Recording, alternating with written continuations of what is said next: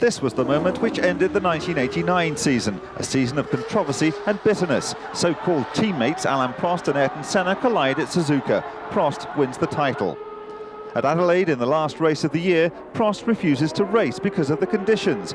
All the drivers agree and threaten a boycott, but one man breaks the strike. Senna insists on racing, but to no avail, as he careered blind into Brundle's Brabham while leading, turning the McLaren into a tricycle. No hint of rain at Phoenix as the teams gathered in the Arizona desert for the start of a new season, hopeful that the weather would be matched by a new era of understanding in the pit lane. At least the quarrellers had been separated, Prost settling in with Ferrari after his departure from McLaren, with team boss Cesare Fiorio looking on like a proud parent. Prost had said that Ferrari were the only team who could challenge McLaren. And Nigel Mansell seemed happy with his new teammate Prost. Mansell here greeting former Ferrari star Mario Andretti, who approved the merger, as did Nigel. Yeah, it's a fantastic start to the new year. We've done a lot of homework over the winter and, you know, put an extraordinary amount of time and effort into it. So we look for the new year with great expectations. Of course, you've done some sensational times in testing, haven't you? Yeah, I mean, it is incredible, actually. I mean, we've lowered some of the outright track records by about 3 seconds. And, you know, in the winter, you expect maybe 1 second or so, but 3 seconds is quite extraordinary. For Ayrton Senna, the repercussions of his angry end to the previous season had lasted long after the final race. Even his license had been in doubt weeks before Phoenix, but the Brazilian seemed anxious to put the bad times behind him. 1990 is 1990, and we are here Phoenix, and we are here for racing, and that's what should take place. We have a long season, very competitive, more than before, and I think it's going to be exciting for everybody and difficult for everybody that is looking for winning. Alongside Senna, a new face, Gerhard Berger, having moved from Ferrari to squeeze into a McLaren cockpit, which was simply too small for him. Frank Williams had kept the same faces for 1990. Italian Riccardo Patrese was heading for his 200th Grand Prix, and Belgian Thierry Boutsen had had the whole of the close season to savour his victory in the rain at Adelaide. There were some new faces too. Gary Brabham, son of 3-time world champion Sir Jack, was at the wheel of the New Life, the fragile and under-financed Italian car powered by a strange W12 engine. And portly Formula 3000 exponent Claudio Lange would also be a pre-qualifier this year, alongside Roberto Moreno in the Eurobrun.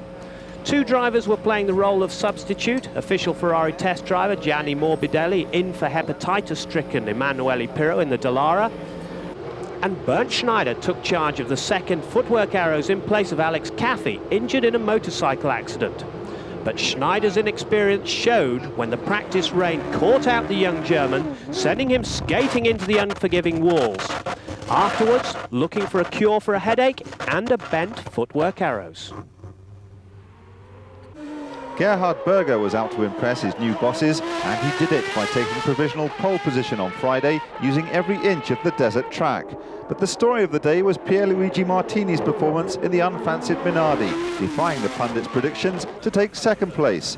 Andrea De Cesaris must be more accustomed than most to having to explain away an accident now and then, but the sweetener for Dallara was his performance in qualifying, recording the third fastest time.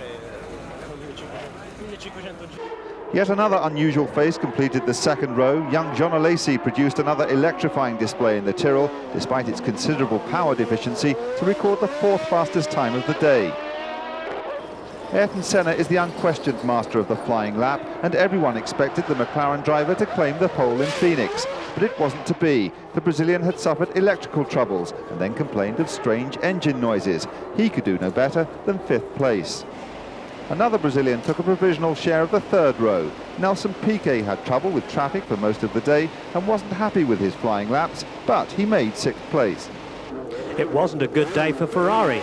All their winter success came to naught as Alain Prost could manage no better than the 7th fastest time, and teammate Nigel Mansell was way back in 17th. Rain on Saturday meant that Friday's times determined the grid, and this was the view Riccardo Patrese had of proceedings from the 6th row. Ahead of him, Berger made a good start despite a violent swerve into the path of Martini, but the best getaway belonged to Alesi, who screamed from 4th to 1st before the opening bend, forcing Berger into 2nd place, with Senna and De Cesaris behind. And back in car with Patrese, and Olivier Gouillard passes too close in the Acela, and off flies the Williams nose cone. Alessandro Nannini was also forced to make an early pit stop in his Benetton after an altercation with Schneider's Arrows. 5 laps into the race, and Alesi maintains his surprising lead in the Tyrrell, ahead of the 2 McLarens of Berger and Senna, with De Cesaris holding on to 4th place in the Dallara. Then came an embarrassing end to Berger's first drive for McLaren. Apparently in no danger, he lost the car at the apex of the bend and slammed into the tyres. Later, the Austrian admitted he'd hit brake and accelerator at the same time. Life in the Ferrari became a little too hot for Prost. He retired with an oil leak from 4th place and skipped out gingerly as the car began to smoke vigorously. Back in the race, Senna and Alesi were providing some brilliant entertainment. The Brazilian made his long-awaited move in textbook fashion, only to watch the apprentice ignore convention and steal it back with a move as daring as it was cheeky.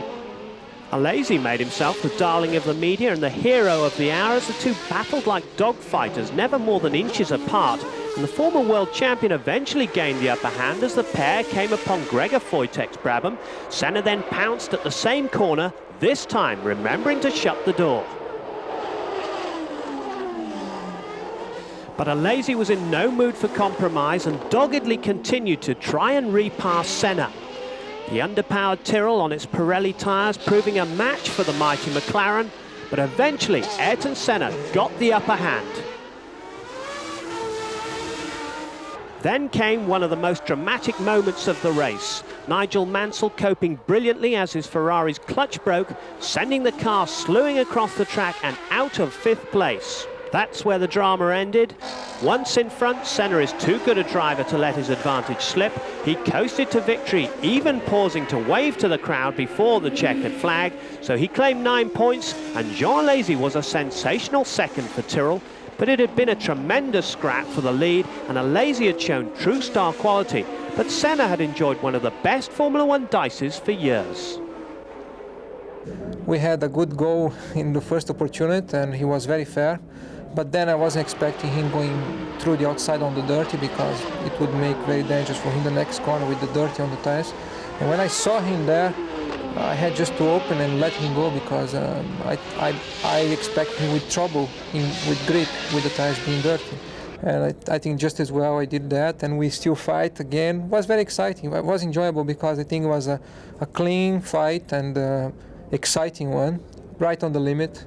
And in those situations is where I get my enjoyment from my profession. From Phoenix to Brazil and the skyscrapers of Sao Paulo's commercial district, which belie the poverty which infests this city. Inflation runs at 1,000%. In the days before the race, mobs had looted supermarkets. Nevertheless, the Interlagos circuit had been completed in record time, and the grandstands would be full of fans willing to spend a month's salary on admission. Almost all of them had one hero in mind when they passed through the turnstiles. Only a Senna victory would take their minds off the problems outside. On the first day of practice, he set out to reward their faith. He unleashed one of his familiar flying laps to take provisional pole position. Although earlier in the day, the local hero proved that he too is human by spinning off into the Sao Paulo mud. Gerhard Berger, still smarting from his embarrassing exit in Phoenix, was the first to take the lap times into the 1:17s. He had high hopes of 2 poles in a row. Terry Boutsen had been third in America, and although no one could beat the McLaren pair's Friday times, he took third on the grid, but decided the track was tough. It's a very difficult track because it's got some slow corners which are followed by fast corners. And these fast corners are all very bumpy, so it means you are in the middle of this faster corner with lots of bumps, and you have to change gear in the middle of it, so you can't hold the steering only with one hand, change gear with the other hand, and you're shaking left and right in the car with the head going left and right, so it's very tiring for the drivers. An advantage for the Ferrari gearbox, perhaps? I would think so, yeah, big advantage for them here, yeah. But they've got still the reliability problem, so you know, one of the two. I think the driver is still more reliable than the mechanical part of their car, so if we can make our car to finish the race, I think we'll be in good position. Boutsen's teammate Riccardo Patrese claimed the other place on the second row, and Nigel Mansell recovered from this spin to head up an all-Ferrari third row. The automatic gearbox was proving a boon on this tight and twisting track, but Mansell was already being diplomatic about his new teammate. No, I don't think it's bad. I still got utmost respect for him as a driver. what I will say is that perhaps some of the information doesn't come flowing out, because basically we're teammates, and he's got to try and beat me as I've got to try and beat him. So from that point of view alone, it's probably disappointing. He always wants to know what I'm doing, but very reluctant to tell me what he's doing. The Frenchman had been little more than 1/10 of a second slower than his teammate. And another Frenchman eager to follow in his footsteps was right behind him in 7th place, Jean Alesi, heading up the 4th row in the Tyrrell. He was in humble mood when asked about his driving style. I try to be the best, but I think I need to learn a lot, because it's just my first year, my full first year in Formula 1. Last year I did 8 races, so it's not enough to be a world champion. FISA President Jean-Marie Balestre's role in judging the dispute between Prost and Senna at the end of last season was lampooned by the cartoonists in the crowd, and security around the man himself was formidable as he defied the boos and whistles to walk the pit lane as if there'd been nothing controversial about the conclusion of the 1989 championship. The crowd was in better mood as the cars lined up for the start of the race, hardly surprising as their favourite was at the head of the queue. And he stayed there as the cars raced for the first bend, teammate Berger riding shotgun as he kept Boutsen at bay. Behind him, De Cesaris must have surprised himself with the speed with which he managed to have a collision, ploughing out of the race as Senna raced into a comfortable lead ahead of Berger and Boutsen. The replay shows a lazy sandwich between Patrese Williams and the Dallara of De Cesaris, but it was the Italian who found himself launched into the runoff area at high speed. In fact, this was De Cesaris' fastest accident to date, so he was pleased with the record. So Senna led the way, ahead of his teammate, with Boutsen 3rd. Prost 4th for Ferrari, ahead of teammate Mansell, Patrese 5th in the other Williams, and Alesi 6th for Tyrrell. But Sandro Nannini had his second first-lap altercation in a row. Involved in the De Cesaris incident, he was forced to pit for a new front wing. The onboard cameras gave an impressive view of Boutsen outbraking Berger to take 2nd place. Boutsen had been impressive in practice at this challenging yet bumpy track, but Berger was clearly still uncomfortable. Then Groyard attempted to cut a corner just as he had 2 weeks earlier, but this time it was he who came off worse, bouncing off Michele Alboretto's footwork arrows and into the sand trap. Up ahead, Gerhard Berger was about to lose another place. This time the challenger was world champion Alain Prost, and he passed him with as much ease as Boutsen, beating the Austrian into the bend. Prost was now in 3rd position. His car was behaving itself, and for the first time since leaving McLaren, the Frenchman must have felt him with a chance of winning a race. Then a dramatic demonstration of how not to make a pit stop.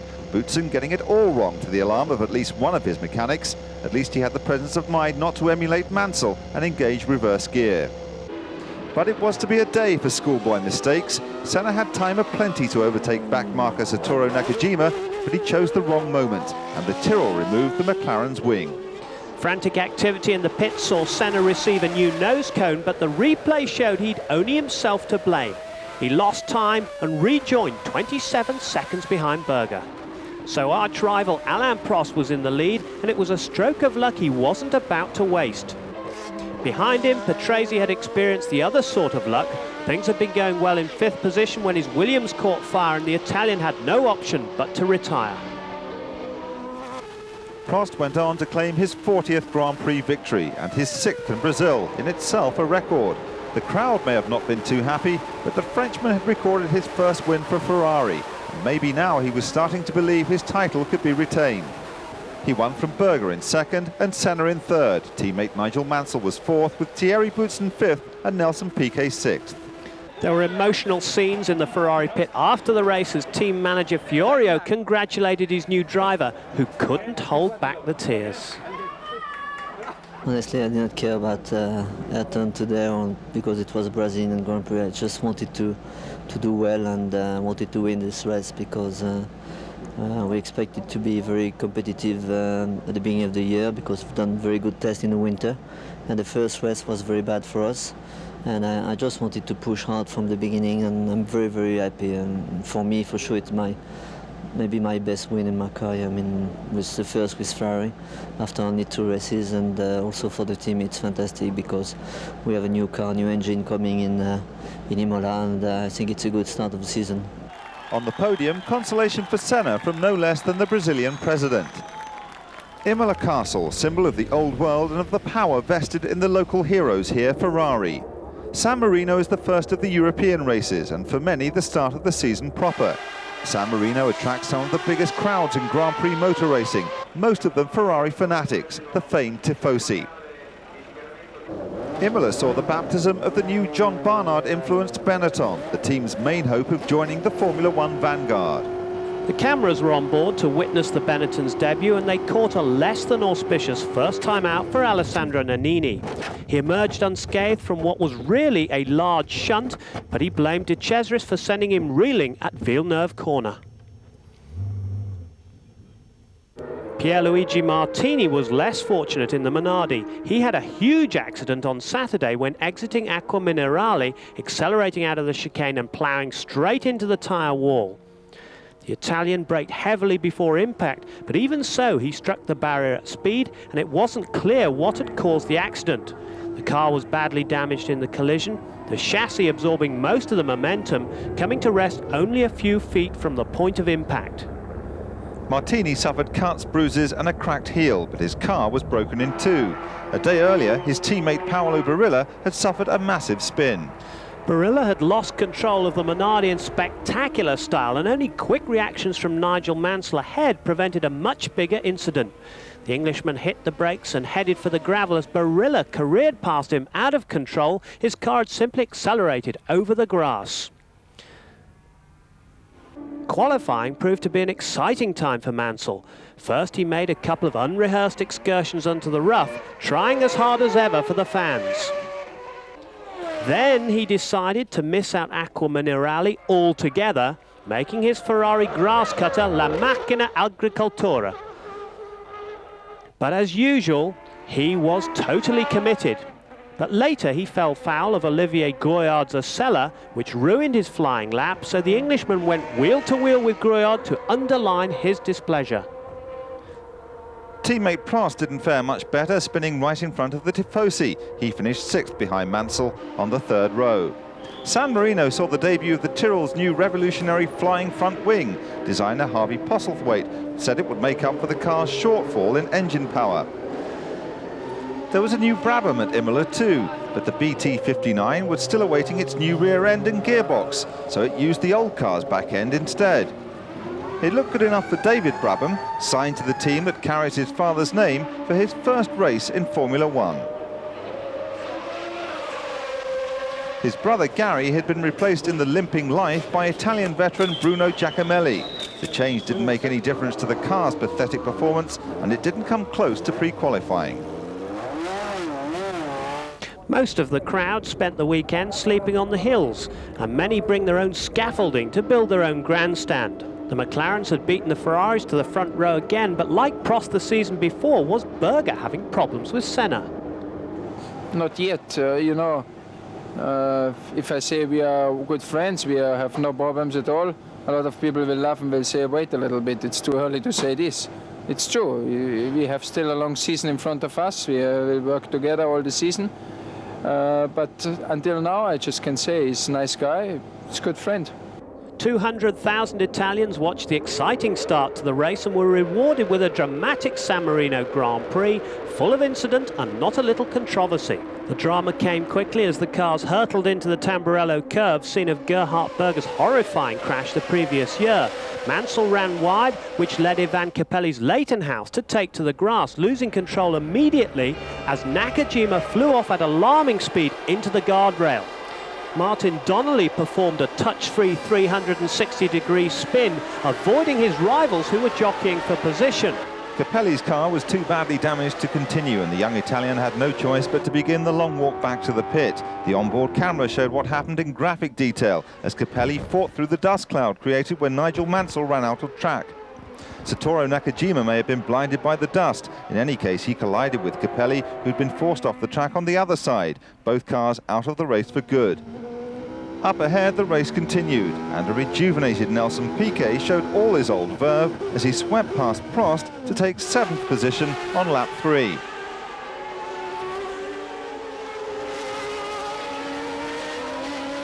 As Senna led from Boutsen and Berger, the Formula One apprentice learned a lesson from one of his masters, Mansell, as the Englishman swept past him, remembering to close the door as Alesi tried to regain 5th position almost straight away.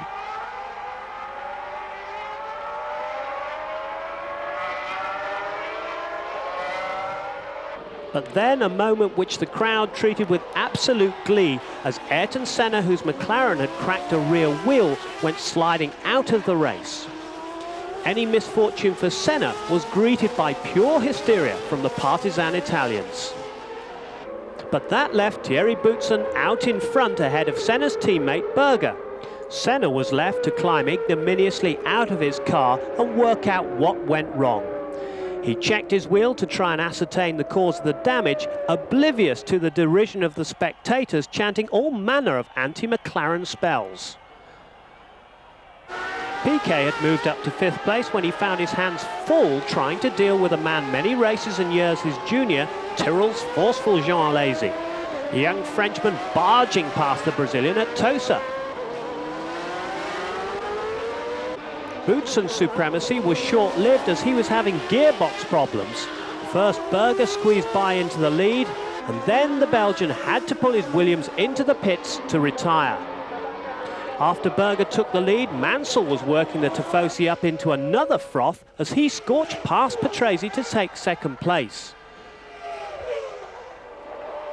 But the Englishman reckoned without the mobile chicanery of Andrea De Cesaris in the Dallara. The Italian, who never seems to be able to keep his head still for long enough to use his mirrors, pushed the Brit off the track as Mansell gave him a piece of his mind after the attack. Mansell's next brush was with Berger, who appeared to try to push him off the road, sending Mansell into a spin at 190 miles an hour, which he did brilliantly to control. Mansell's trip over the grass had forced debris into his radiator, and a few laps later, it ended a race he thought had been his. With Prost out of touch with the leaders, the Englishman's demise capped the Tifosi's misery. The replay showed one of the most dramatic incidents of the season so far. Little wonder there were harsh words between Mansell and his former teammate after the race.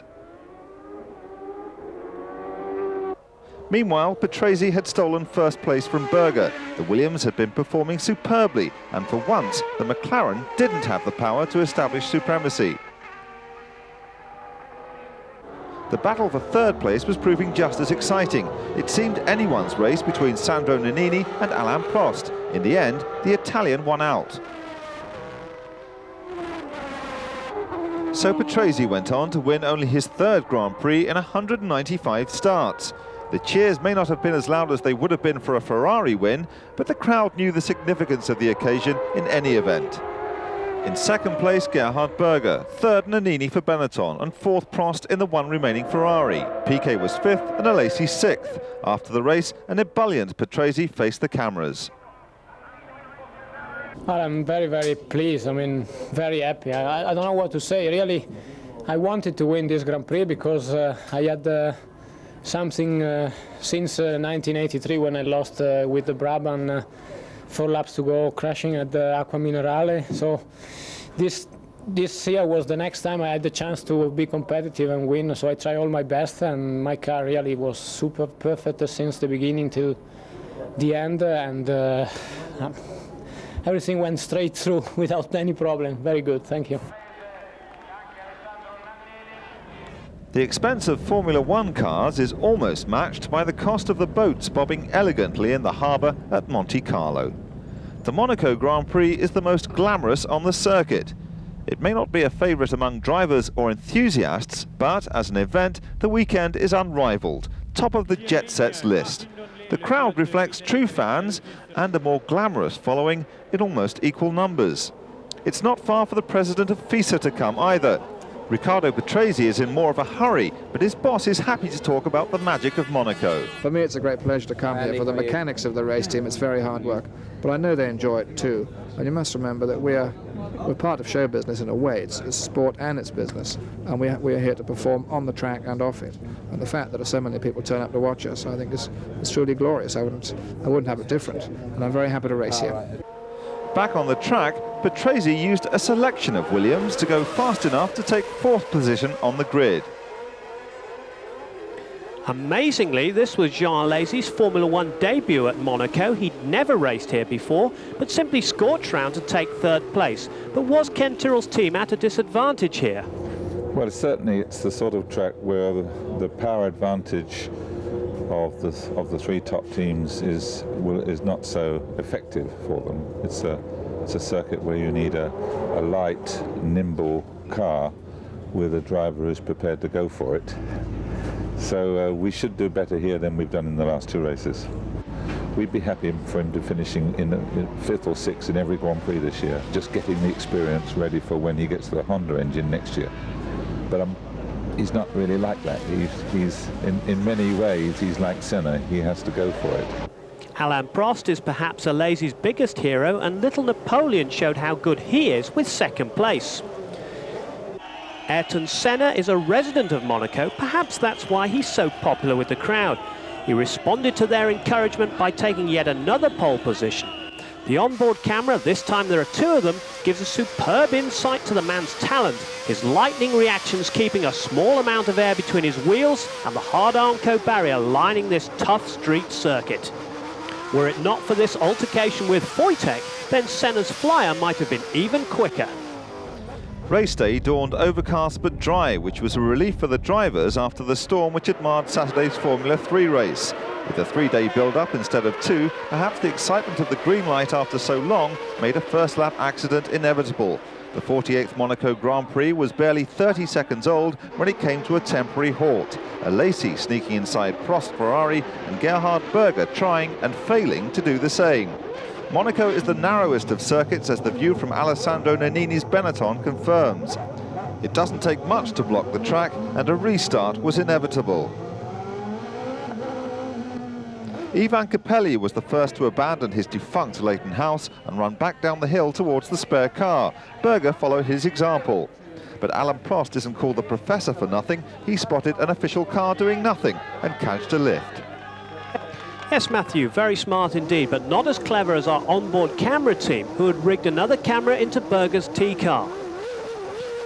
Start number 2, and this time Senna managed to hightail it away, with Prost hanging on to his 2nd place, keeping the other 24 members of the baying pack behind him all the way up the hill. This time Prost kept a tight line going into Mirabeau, keeping Alesi in 3rd place. Gerhard Berger was 4th, Patrese 5th, and Mansell 6th.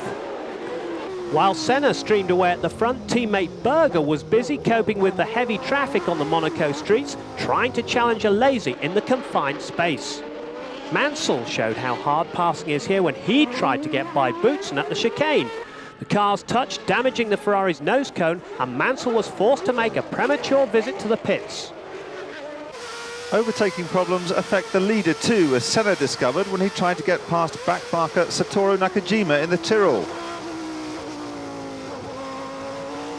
But his difficulties were nothing to those suffered by 2nd-placed Prost. The world champion was forced into the pits and out of the race with a faulty battery. Nelson Piquet was desperate to rob Boutsen of 5th place, but he was to fall another victim of Monaco's tortuously narrow track. He pushed just a little too hard at the Lowe's hairpin and lost control of his Benetton. Boutsen drove cheerfully on, leaving the 3-time world champion to suffer the further embarrassment of stalling when he tried to find reverse. Then he accepted a push from the stewards, for which he was soon afterwards disqualified.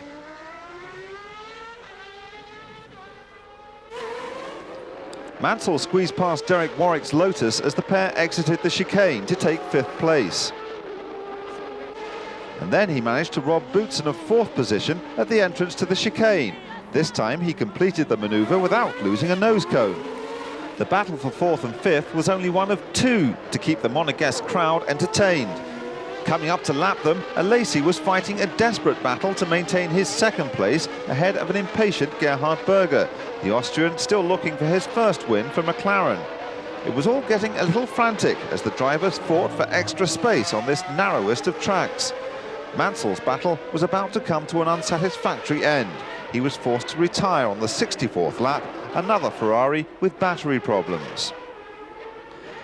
Despite the heat of battle, Alesi was driving superbly, soaking up every threat from 3rd place Berger. Finding his street rhythm very fast indeed, Alesi then started to reel in Senna. It became an enthralling charge and Senna's lead suddenly looked more vulnerable. For some reason, the Brazilian appeared to be slowing despite the young pretender's chase, and it looked more than close at the end, but yet Ayrton Senna just hung on to take his 3rd ever Monte Carlo Grand Prix win. So in an exciting finish, Ayrton Senna just edged out Alesi. Gerhard Berger was 3rd and Boutsen 4th, with some welcome points for Alex Caffey, 5th for Footwork Arrows, and Eric Bernard 6th in the Larousse. Senna, used to Monaco protocol, took his heavy prize from Prince Rainier, whilst the new French courtier, Alesi, simply shook everyone's hand all the way along the line to make sure he got it right. A quarter of the way through the season, and Ayrton Senna leads the Drivers' Championship, 6 points ahead of Berger, with Alesi 3rd and Prost 4th. In the Constructors' Championship, McLaren have more than twice as many points as 2nd place Williams, with Ferrari 3rd and Tyrrell a proud 4th. Back across the Atlantic now to the home of Expo 67 Trade Fair and the Canadian Grand Prix on the Ile de Notre Dame near Montreal.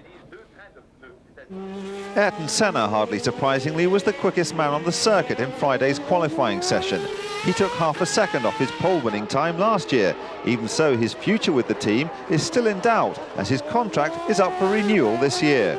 Since this year is my last season with McLaren Honda under contract, I have an open situation as far as my future is concerned. I have enjoyed a lot of success here, and I recognize that very high.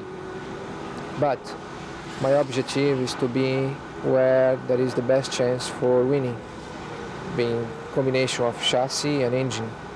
And as I fortunately enough have an open door at any team, I am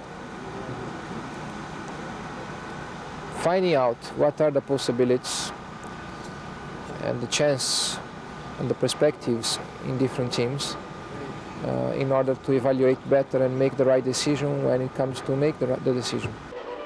Senna's teammate Gerhard Berger was 2nd fastest on Saturday, but he's unlikely to dislodge the Brazilian come race day, not if he continues to make mistakes like this one at the hairpin. Perhaps he'll blame it on the cramped conditions in the McLaren cockpit. Senna's greatest rival, Alain Prost, was 3rd fastest in the Ferrari.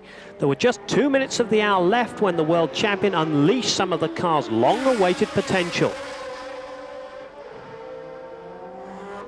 Nelson Piquet, who first raced here in 1978 for Brabham, was 5th quickest in the official practice. His Benetton teammate Alessandro Nannini went one better in the afternoon, joining Prost on the provisional 2nd row. Thierry Boutsen was a winner in Canada in 1989 and was in contention again in 1990 with 6th fastest time after the first session. But Montreal will always be a special track for him as he broke his Grand Prix duck here. Well, it was, I mean, the first one is always very, very important, but I got the victory a bit like a present because Senna dropped out 2 minutes before the end. I mean, of course, he had a problem with the car, and the thing is that you have to finish the race to win it, and I was there. But it was quite a good race because at one stage I was, due to my tyre change, I was 1 minute 45 behind. And I fought back and you know, been driving very, very hard to come back into the lead. And when Senna stopped, I was less than 15 seconds behind him. So I think it was quite a good race for me. And he had to push hard, I had to push hard, and I won the race. I was very happy about it. Canada has a reputation for rain, and the second day's qualifying was ruined by the weather. No one had a chance to improve their times, which meant Mauricio Gugelmin didn't qualify, although teammate Ivan Capelli did. We know what our problems are. It's just basically to make new parts. The car takes a long time, and until we go back to the European races, I don't think we can do it. Rain persisted for the morning of race day. The crowds filled the grandstands despite the weather, although raincoats and umbrellas were the order of the day. The track had started to dry come 2 o'clock, making tyre selection difficult. Gerhard Berger's eagerness got the better of him. He jumped the start, for which he was later penalised a full minute.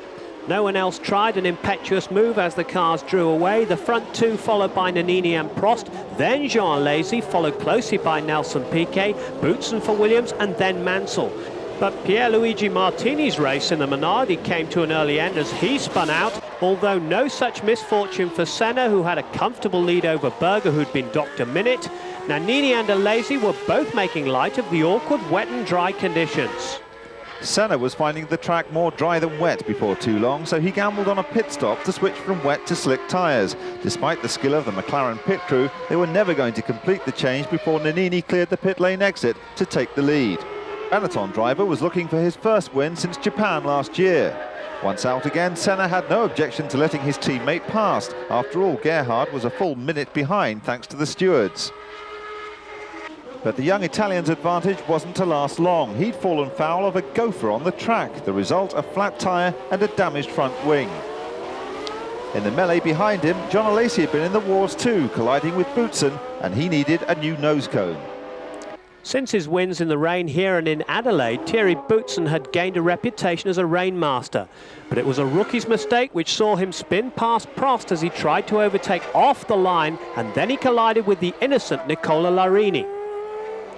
Nannini then fell foul of a wet spot on the track. The result, one very mangled Benetton in the tyre wall.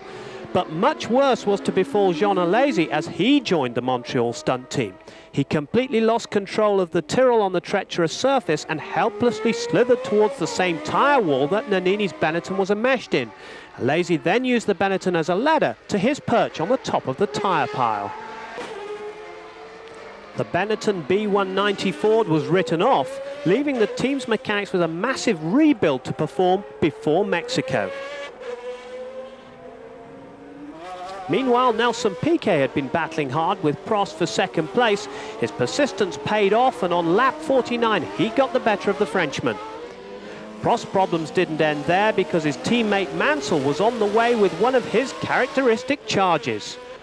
The champion's fears were realised soon afterwards as Mansell got the better of him and set off in pursuit of Piquet. But none of this affected the man in front. It had been another textbook drive from Senna and another valuable win in his bid to regain the title he thought had been stolen from him the year before.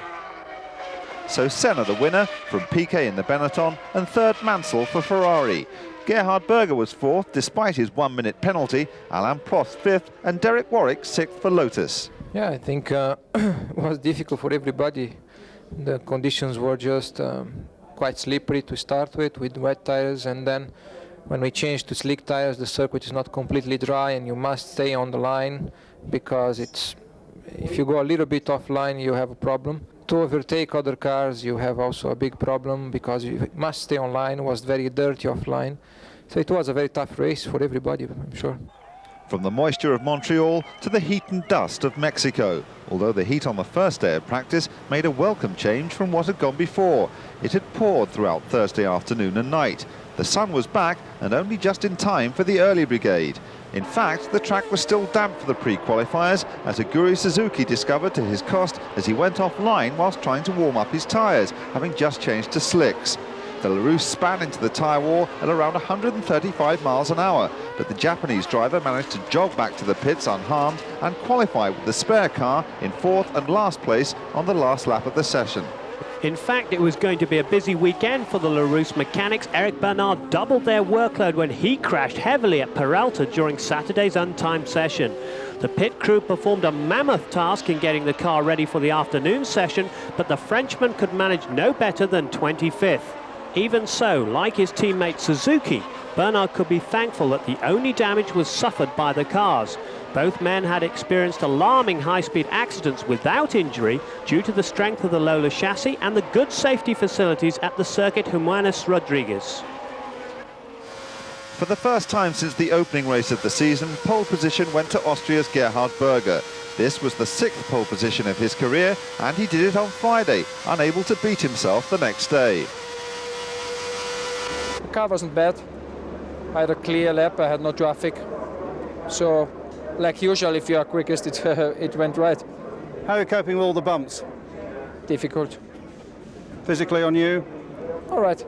I mean, you feel the air here. You feel it in air, in the engine and in yourself. But everybody have the same problem.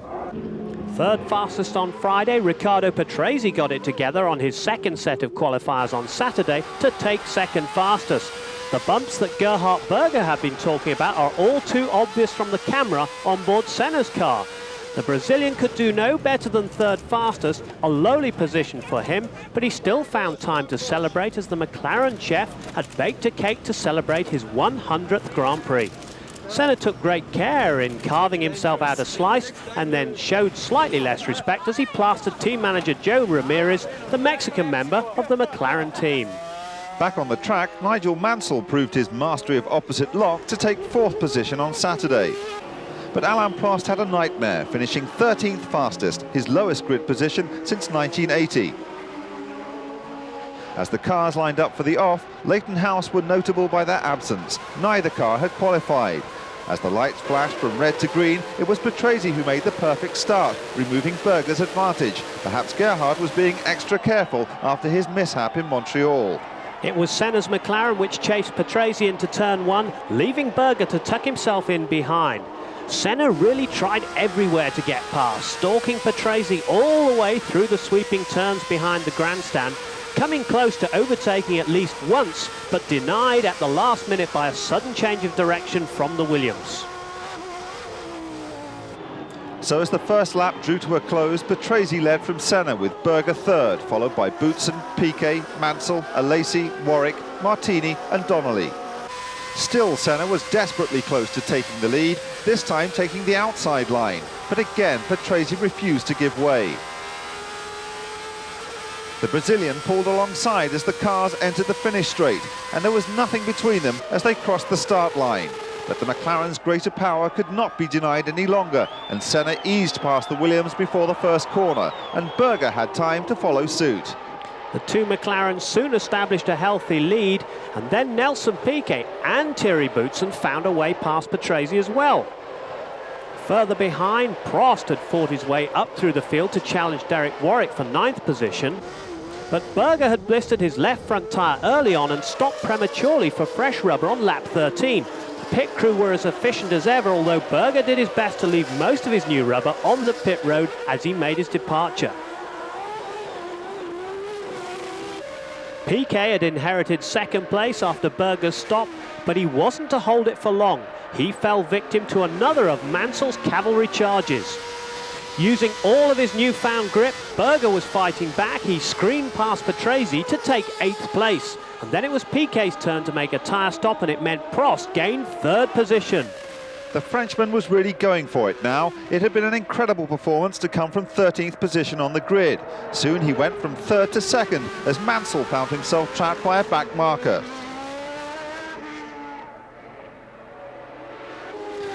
Meantime, Senna had been slowing down with a tyre problem, a slow puncture.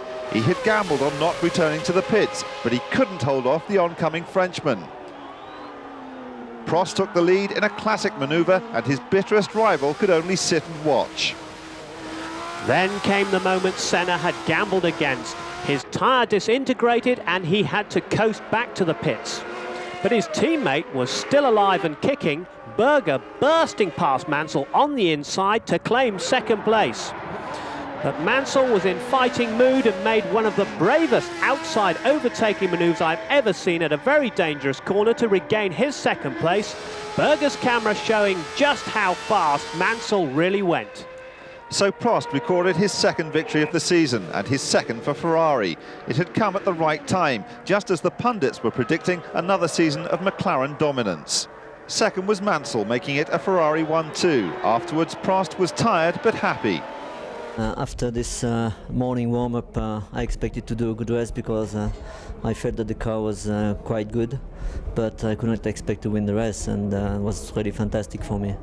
The podium celebrations were as vigorous as we'd seen all year. For Berger and Mansell, a safer fight than we'd witnessed out on the track. Yeah, I mean, basically, I think we were side by side, and I'd made my mind up that I was just going to go in there flat, and that's exactly what I did, and fortunately Gerhard lifted. I had to lift off because it was too dangerous if we would go both flat out in the corner. And then was again close in the last lap because there was another car slow in front of Nigel. And I saw, okay, now I will try again. But the car moved a little bit inside and I wasn't sure he saw me or not, so it was too dangerous to stay flat out. So I lifted a little bit too and it was not enough. The boats bobbing gently in the harbour at Bandol, a few miles below Le Castellet, offer the perfect contrast to the noise and aggression that surrounds qualifying for the French Grand Prix. Still, there are plenty of punters, millionaires or otherwise, willing to forsake the seaside to see the Formula One circus in action. On board with Riccardo Patrese on the new surface at Paul Ricard for the last time before the event moves to Magny-Cours, but Patrese could only manage 6th place, and his Williams teammate Thierry Boutsen punctured and spun, the Belgian qualifying no better than 8th. This was bitterly disappointing, not just for Williams, but of course for the might of Renault, who were here on home ground. In the Ferrari pit, Jean-Marie Balestre gives Nigel Mansell the benefit of his opinions. Obviously, the discussion was a private, if one-sided one, but it must have had some effect on Mansell. He went on to take pole for Ferrari, their 108th, a Formula One record. Despite claiming that he hates this circuit, Gerhard Berger was second fastest. Overnight work on his McLaren saw his speed improve significantly from Friday to Saturday. Teammate Ayrton Senna was third. He would still be dangerous from the second row. And the man looking for his third win of the year would be alongside Senna come race day. Alain was feeling confident about another home win. I think so. I have a very good chance. The car is quite good. We are also very good in qualifying. And about the same than Mexico than the previous races. I'm much stronger with the rest tires. But it doesn't matter if I start in first row or second row, it will be okay. The car now is quite reliable, so I'm very optimistic. Ivan Capelli was 7th quickest, Leighton House using new aerodynamics designed by Adrian Newey before his departure. Teammate Mauricio Gugelmin was 10th on the grid. The French sun maintained the glare we'd reddened under all weekend for the start, which was more like something seen at Santa Pod than in Formula One, as Mansell and Berger drag raced for first place into the first bend. But it was Mansell who kept the best line, tearing into the corner with Berger in extremely close attendance, but then Thierry Boutsen is nudged from behind by Capelli. Another new angle from the boys in the onboard camera department. This time we see how the pack are faring behind Bernard Larousse. But Berger had found a way past Mansell in the curves at the back of the circuit. The Austrian swept on to improve his lead, while his teammate began to harry the Englishman. As the pack streamed into the first bend for the second time, Senna made his move and caught Mansell at the same place Berger had done on lap 1. The sheer power of the Honda engine was now starting to figure. But the French Grand Prix was not a happy one for Thierry Boutsen, because he was out on lap 8 with a broken engine.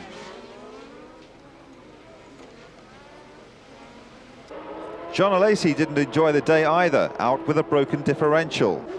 Prost decided to stop for tyres on lap 26. The decision cost him a drop from 6th to 8th place, but it was a calculated gamble. While Prost was in the pits, Senna was out on the track taking the lead. Berger took the hint and came into the pits for some fresh grip. 2 laps later, Senna followed his teammate's example. On the next lap, the Ferrari mechanics had a chance to get their hands dirty as Mansell pitted. Back in the race, neither Patrese in the Williams or Capelli in the Leighton House had come into the pits, and as a result, they were in 1st and 2nd place. Capelli, reveling in the new design, then took the lead. Patrese decided it was time for a stop, but it was a bad one. He rejoined the race in 10th position. The Leighton House team could hardly believe their eyes. Non-qualifiers in the last race, now they were 1st and 2nd, with Prost 3rd and Nannini 4th. For Capelli, it was a brilliant day. He held the lead for a total of 45 laps, longer than anyone in the race.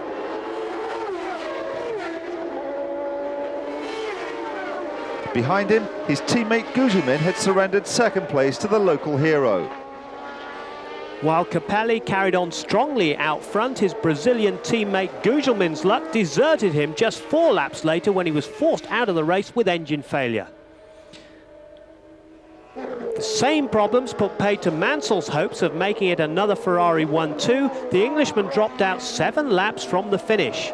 Now it was a desperate chase to the flag for Capelli. Could he hold off the Frenchman? The Italian performed miracles until just 3 laps from the finish when a stuttering engine gave the world champion the break he needed. So Prost was on his way to the 9 points and Ferrari's 100th win in Grand Prix motor racing. It was a day worth celebrating. Even the man himself couldn't have predicted this success before the start of the season. The French crowd made themselves heard above the roar of the Ferrari, but perhaps the biggest party was held in the Leighton House pit. In a dramatic reversal of fortunes, Capelli had come from the doldrums to equal his highest ever finish, having finished second in Japan 2 years previously. But could he have held on for the win? Then at the end, unfortunately, when I was in front of Prost, I had some problem with the oil lights of the engine, and so in the last 2 laps the engine started to have problems, and I'm lucky to finish second. Without that, do you think you could have stayed ahead?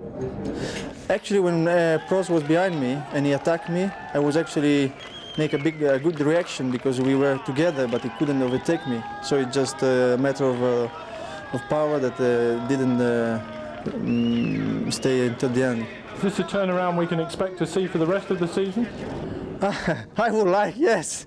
I mean, after Mexico, not qualified here in second place, yes, I would like to come here again next week in Silverstone. Maybe Leighton House rewarded Ivan with a trip in the company jet. In any event, there was precious little time to waste between Le Castellet and Silverstone, the French and the British races just a week apart. This the last time the drivers would race around the old circuit before changes are made to the track. As always at the British race, there's only one hero. Mansell celebrated his home Grand Prix with pole position, roaring around Silverstone in the fastest time ever set by a Formula One car. Transport off the track for him and golfing friend Greg Norman was a little more sedate. McLaren chose a mode of transport more in keeping with their image as the sport's top team. Ayrton Senna and Gerhard Berger, second and third on the grid respectively, arrived each day by helicopter. The British event is a home Grand Prix for Williams too, and Thierry Boutsen kept them in touch with 4th place on the grid. But it was a more Italian celebration for his teammate Riccardo Patrese, who celebrated his 200th race with 5th on the grid. Michele Alboreto and Alessandro Nannini tried to dampen the proceedings, while Patrese gave his thoughts on the new proposed Silverstone. Well, I have to say that it's a shame that Silverstone in this configuration go away, because it's one of the oldest circuit, and he has a special feeling with the driver, I think, because of all these quick corners, so flat. I mean, it is a challenge to drive in Silverstone as it is now, but I don't have any doubt that if they change the circuit, they're going to do a very good job. Chairman Tom Walkinshaw had previously announced £2 million worth of dramatic changes in elevation and contour to be made to Silverstone before '91. With Silverstone bedecked in Ferrari flags and looking more like Monza than Northamptonshire, Mansell must have been desperate to reach Copse first. Instead, he seemed to settle for trying to run Senna off the road. But the Brazilian won the first battle, leaving Mansell to follow in second, then Berger, Prost, Boutsen and Alesi. This the view from Bernard's Larousse as both Lotuses try to get past.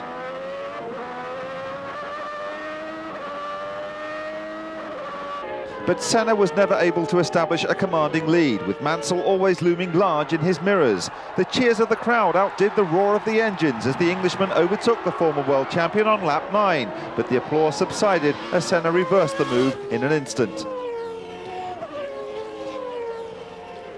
2 laps later, Mansell tried again, and this time he got it right, going under the bridge, sending the crowd into another great roar. But Ayrton Senna's discomfiture was complete on lap 14. He ran over the curb at Copse and span across the road and into the grass. He kept the engine running, but by the time he rejoined the race, he was back in 5th position. Meanwhile, Alain Prost made it Ferraris 1 and 3 as he got the better of Boutsen in another daring manoeuvre by the Frenchman. And on lap 15, Alessandro Nannini nudged countryman Riccardo Patrese from behind. Nannini retired, and then Patrese retired after a trip to the pits revealed that his under tray was smashed. Senna decided to take on fresh rubber. The new set of Bs cost him a drop to 10th place. Up ahead, Mansell was having trouble with his automatic gearbox, which had decided to start changing gears of its own accord. The malfunction gave Berger the chance to grab the lead. But the errant gearbox appeared to mend itself. 6 laps later, Mansell outbraked the Austrian at the chicane and was back in front. Perhaps inspired by his teammates' example, Prost took the chance to pick off Berger too. But British fans could have done without the Professor's next manoeuvre. Team orders stated the Ferrari should maintain their positions, but with Mansell's gearbox still misbehaving, Prost reckoned he had no option but to take the lead. It was a sad moment for the crowd's favourite, but nothing like as miserable as what came next. Mansell slowed suddenly at the end of the pit straight as he began lap 56, all gears gone, and with them his hopes of a win in the race he relishes most. Back with the action, Nelson Piquet demonstrated that even the most experienced driver can get things wrong. At least he kept the engine alive and got back in the swing, but Senna was too close to resist, taking 4th spot. Worse luck for his teammate Berger, who retired 4 laps from home with a broken throttle mechanism. But Eric Bernard was enjoying one of his best ever races for Larousse. He unlapped himself despite blistered tyres and slipped past Piquet to take 4th place. Confirmation, if any were needed, that the team wouldn't need to pre-qualify in future. The closing laps had been uneventful for Prost. He cruised to his first ever hat-trick of wins and his 43rd career victory. So Prost was the winner for Ferrari, playing his usual calculated game ahead of Thierry Boutsen, who'd crept up almost unnoticed to take 2nd. Senna was 3rd on a bad day for McLaren, with Bernard 4th, Nelson Piquet 5th and Suzuki 6th. But the headlines were stolen by Mansell, who shocked everyone in Formula One with the announcement that he was to retire at the end of the season to spend more time with his wife and family.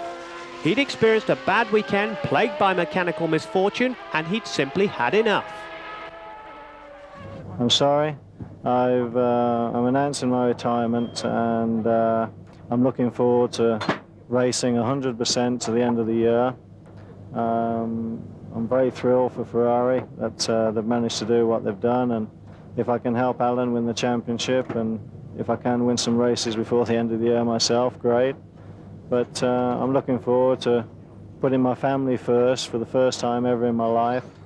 And really, I've got nothing more to say except thank one and all. And I look forward to the next 8 races. But I can tell you, as of this minute, Adelaide will be my last Grand Prix. What about the surprise announcement from Nigel Mansell just a few minutes ago? That is the problem of the day for me. I'm not very happy because it's a shame for us. I mean, for the team, for the drivers. A guy like Nigel is always very competitive, and I must say that in this kind of situation you must accept and respect the decision, because it must be very difficult for him to take this decision. It will be difficult to finish the season with us, and I know that Nigel is a good man, and he will help the team and myself, I'm sure, until the end. It's a shame. We will regret him next year for sure. At the halfway mark in the season, Prost was ahead of Senna by 2 points, whereas most had expected his Ferrari to be chasing Ayrton Senna's McLaren from 2nd. 3rd place Berger surprised the experts by not winning in a McLaren thus far, whereas Piquet's progress in 4th was pleasing. In the Constructors' Championship, however, McLaren were at a 10-point advantage over Ferrari, and no one else was really getting a look in. There was no mistaking the location of the next race, the biggest German flag in Christendom, heralding the team's arrival in Hockenheim. Smaller pennants for the rest of the world, but no doubt about the colours being sported in the grandstands. Ferrari red, the order of the day. New pressure for Philippe Alliot and the Ligier team. A points reckoning at this, the halfway point in the season, had left them relegated to the ranks of the pre-qualifiers, with Larousse promoted in their place. Coloni were sporting their new Ford engine for the first time. but as Bertrand Gachot tried to explain, the car crashed at the first bend, sustained damage to the rear, and the persistent Belgian failed to pre-qualify yet again. Alessandro Nannini was using the new Series 4 Ford HB engine in his Benetton, but he crashed at the third chicane during Friday's session, and the car was completely destroyed after a dramatic flash fire. But Nannini was still 9th on the grid, and he was optimistic afterwards. To win, I think we can also win, because maybe the other car has a problem for the fuel consumption in this circuit. I think we are faster for the race, and we can arrive on the first 3 positions, sure. Jean Alesi had come to grief on Friday afternoon as well. The Tyrrell blowing up in spectacular fashion as he tried to record his second flyer of the day.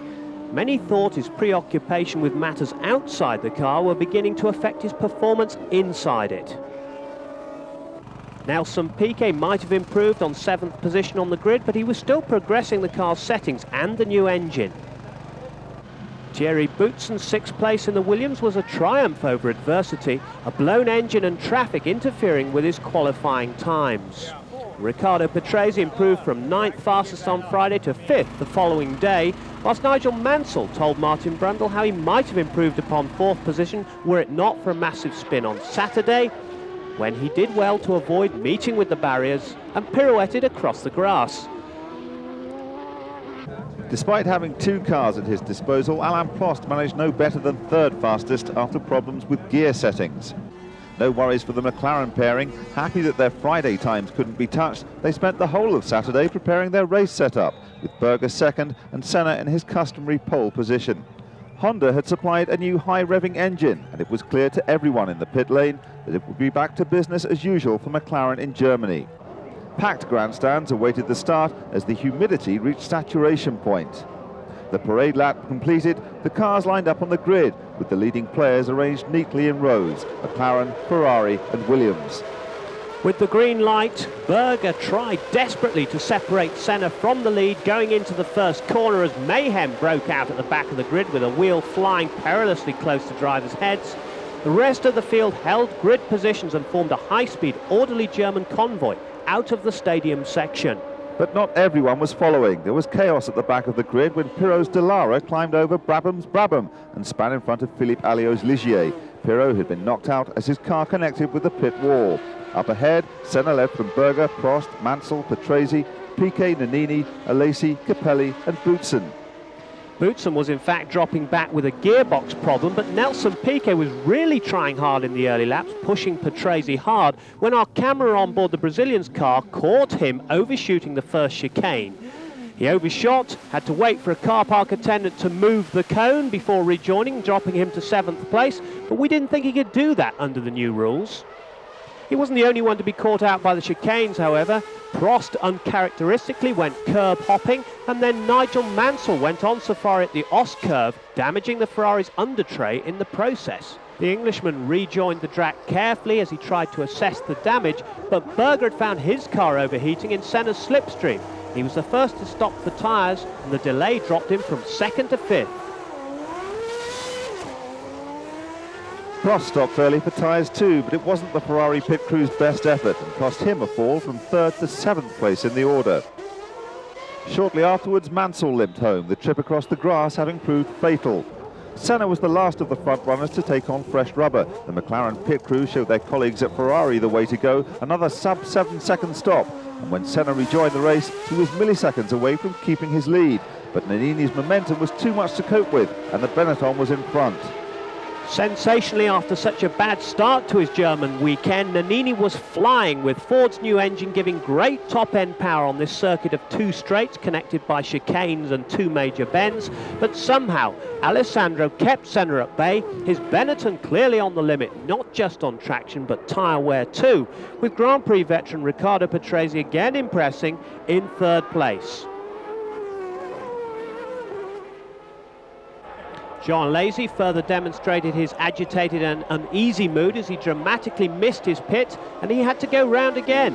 Piquet had moved up to 3rd after Patrese had pitted for fresh rubber, but this wasn't to last long. An awful silence heralded a blown engine for the Benetton and 3rd place for Berger. Prost had been suffering with his engine persistently hitting the rev limiter, and it was as much as he could do to rob Boutsen of 4th place despite the presence of a yellow flag.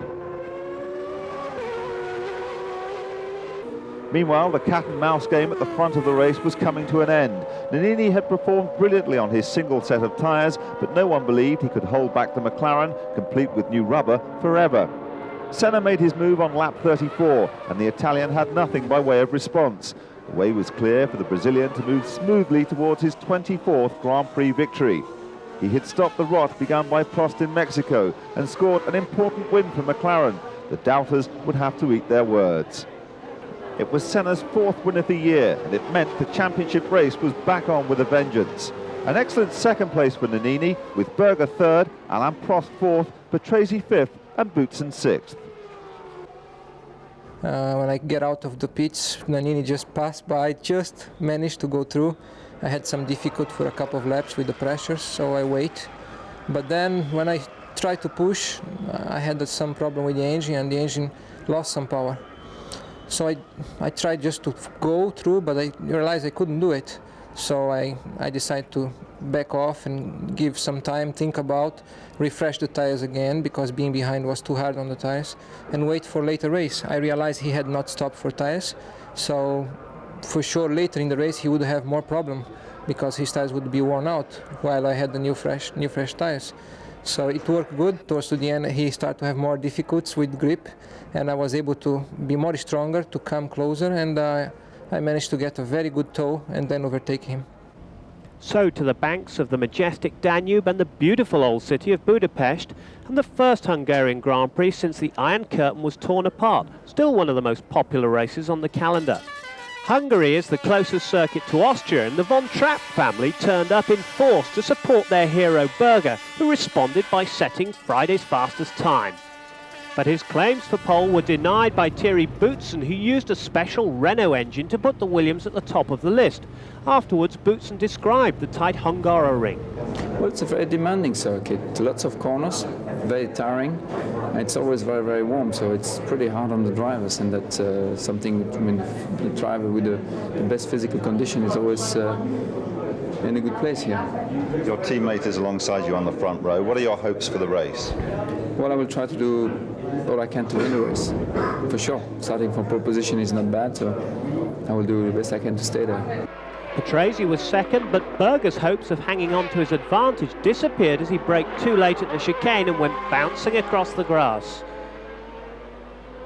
As if to justify his teammates' misdeeds and the chassis shortcomings, Senna managed to do exactly the same thing a little later. McLaren boss Ron Dennis must have had a few words to say as his cars were reduced to the second row.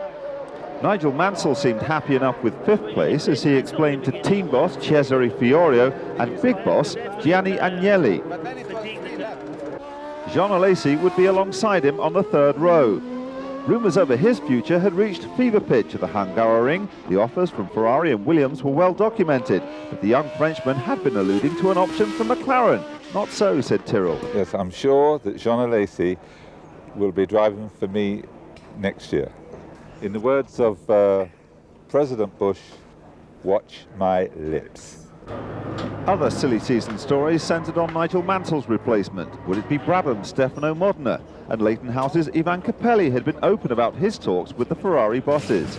Meanwhile, Camel announced a switch of sponsorship from Lotus to Benetton and Williams next year, with most of the money going to the former. Presumably the United colours would be mostly yellow next season. The good weather held up for the start of the race, and there was a genuine air of expectancy as 2 o'clock approached. Boutsen made the best of his advantage, but a surge of Honda power saw Berger split the Williams duo before the first bend. He tried to go one better, but Boutsen gave him short shrift, chopping across the apex and holding his place. But Senna had a torrid start, losing 2 places, the first as Mansell took the outside line and the second as a lazy nip through on the inside. So Boutsen led them out to the back of the circuit with Berger second, Patrese third, Mansell fourth, followed by a lazy Senna Nannini in the first of the Benettons, De Cesaris doing well for Dallara, then Piquet and Prost in a lowly 10th. Satoru Nakajima was an early casualty in the Tyrrell, losing it on lap 15 and then adding insult to injury by flicking the car into the tyre wall and retiring. His teammate Alesi was soon to suffer some misfortune as Senna gained revenge for his opening manoeuvre. And a lap later, disaster for the Brazilian. A stone in the wheel rim meant an unexpected pit stop, and he rejoined in 10th place after this visit to the pits. But disaster for Prost. He span out on lap 37 when his gearbox seized. The race came to an early end for Alesi too. He was trying to lap Martini when the Italian stupidly tried to resist. The two collided and both were out of the running. Senna was up to 6th. Berger gave up trying to overtake Boutsen on old rubber. He came into the pits on lap 48 and dropped from 2nd to 6th place in the process. 5 laps later, Nannini confirmed the efficiency of the Benetton as he outsprinted Mansell on the main straight, despite a wild swing from the Englishman, which might have left him embedded in the pit wall. Alessandro Nannini using all the momentum from that newfound power with the Ford engine, slipping inside Nigel Mansell, taking 3rd place, but right behind him at this point was Ayrton Senna, coming back from that 10th place after the pit stop and about to make a classic manoeuvre on Mansell to go through into 4th position. Ayrton Senna on lap 55. Nannini was having a terrific race. Patrese had been doing a selfless job of riding shotgun for his teammate, but the Benetton's claims were too strong to resist, and Nannini was passed on the next lap.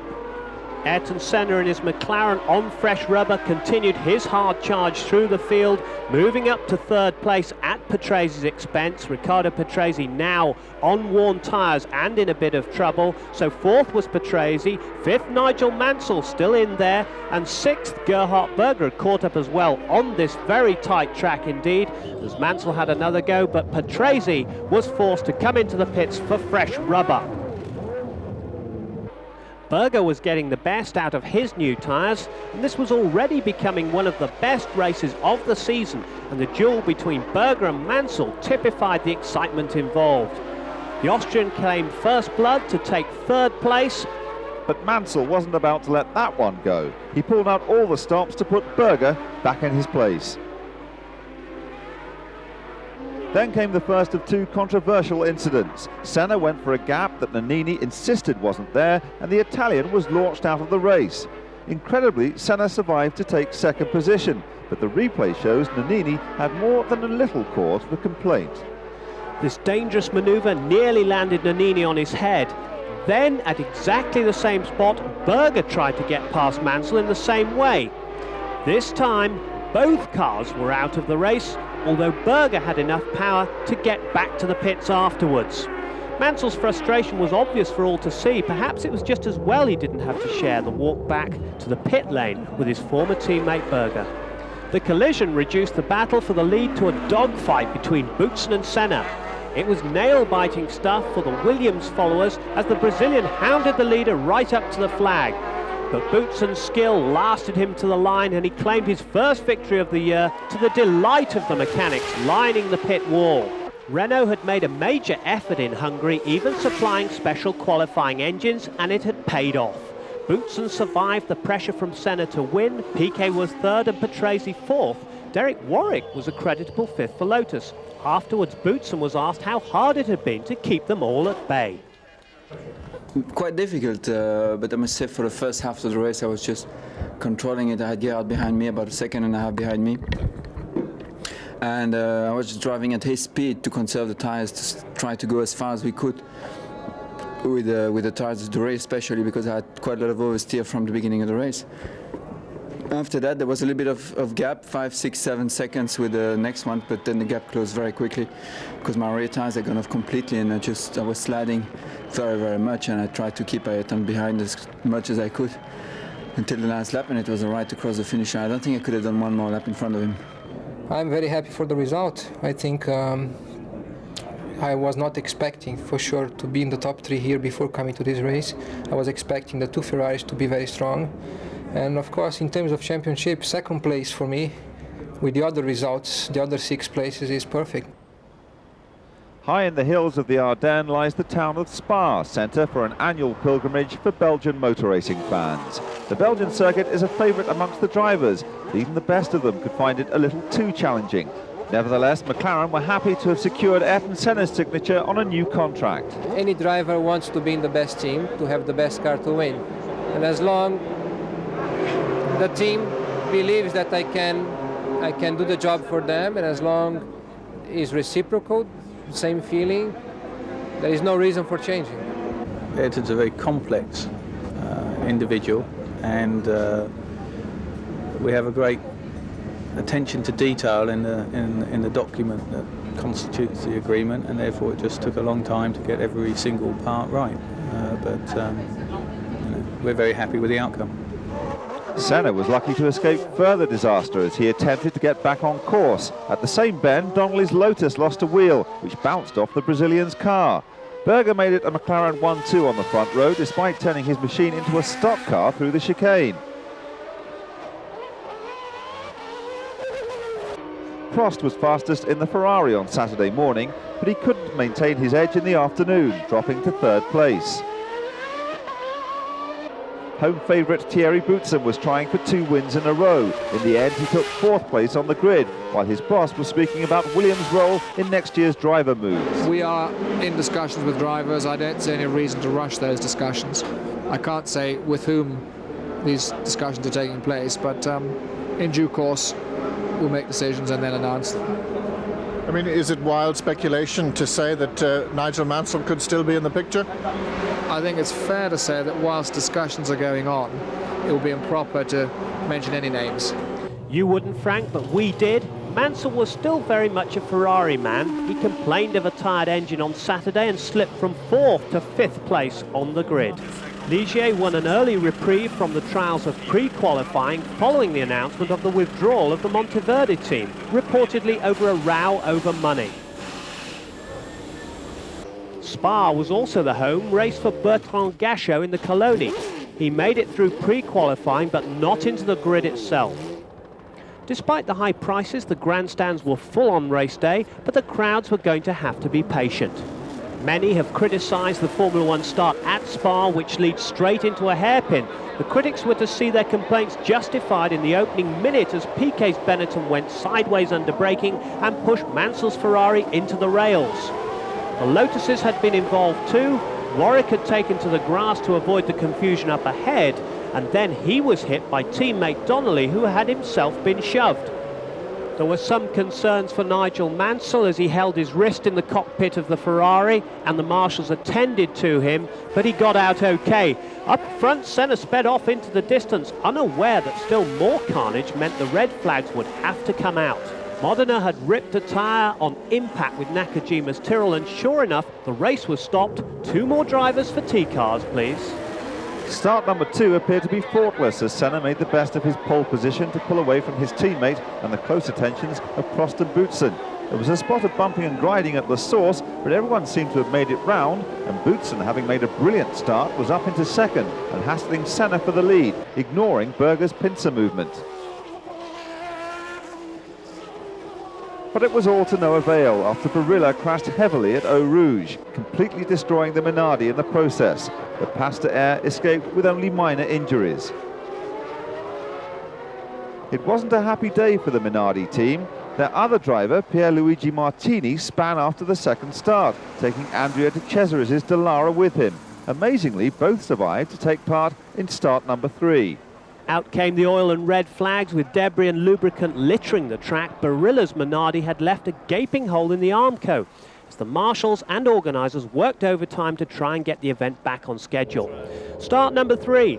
Donnelly, having commentated for the BBC on start 2 with Warwick in the T-car, had managed to get back in his original car, this time after sterling work by the Lotus mechanics. Again, Senna led into the hairpin. Berger maintained the McLaren 1-2 this time, with Prost and Boutsen forced to hold their grid positions. Then came Patrese and the Benetton pair, with Nannini ahead of Nelson Piquet. Mansell was 9th, passed by Alesi's Tyrrell, and Gugelmin took Nakajima's Tyrrell to move into 13th position. Mansell pitted on lap 11, complaining wildly about oversteer on the car which had been set up for his teammate. He dropped from 10th to 16th place and retired for good 8 laps later. The camera on board Boutsen's Williams gave a good view of Prost's move past Berger on lap 14 to take 2nd place. Soon afterwards, Berger pitted for fresh tyres, which handed the Belgian 3rd place. Patrese's race came to an end with a dud gearbox on lap 18. And a miserable home Grand Prix came to a premature end for his teammate 3 laps later. Again, the gearbox was to blame. The race was between the men at the head of the championship race. They both pitted for tyres on lap 22 and it became a duel of the pit crews. But Senna rejoined in first while his rival lost out on second to Berger. But Senna only just held on to his lead, squeezing out in front of Nannini. For the second race running, the Benetton driver was proving to be the race leader's major headache. But Alain Prost was the man with most to gain from overhauling Ayrton Senna, and he started out on his challenge for the lead by removing Nannini from second place with a copybook manoeuvre going into the bus stop chicane. Nannini on his original tyres had been trying to go the full distance. Gerhard Berger thought he would follow Prost's example shortly afterwards, and for a few seconds it looked as though he'd got away with it. But the young Italian belied the baldness of his tyres to reclaim third position almost before he'd lost it. The pair provided the best entertainment of the race from then on in, as Nannini fought to maintain his advantage on old rubber. On lap 41, he almost lost the Benetton completely at Eau Rouge, and the loss of momentum handed Berger third place. Up ahead, Senna had never been troubled by his Ferrari rival. He drove comfortably to the 25th win of his career, his second race in a row, and a further dampener to Ferrari hopes of wresting McLaren's crown. Senna now had 5 wins to Prost's 4, with the battle as hot as ever. On the podium, the absence of feeling between Senna and Prost was evident, but at least Gerhard was in the mood to party. Now Ferrari hopes pointed towards the force of crowd power at the next race, their home event, the Italian Grand Prix. And Prost, trying to get to Monza as quickly as possible, had to be restrained by President Balestre himself. For most Italians, Monza ranks second only to the Vatican as a centre for religious worship. The faithful flock here to pay their respects to the car, which has become a symbol for all that's attractive about motor racing. But the other entrants for the Italian Grand Prix provide the early spectacle. Stefano Modena started the sideshow when his Brabham exploded dramatically at the entrance to the first chicane. That was also the scene of the most violent mistake of the day, committed by Aguri Suzuki as he started his flying lap. And flying is just how the Larousse Lamborghini ended up, before touching down lumpily in the gravel. The pit crew were none too impressed. Michele Alboreto asked the next question of the Italian safety facilities as he span his arrows into the dust at the third chicane. Gerhard Berger was out early to wrest pole position from his McLaren teammate Ayrton Senna.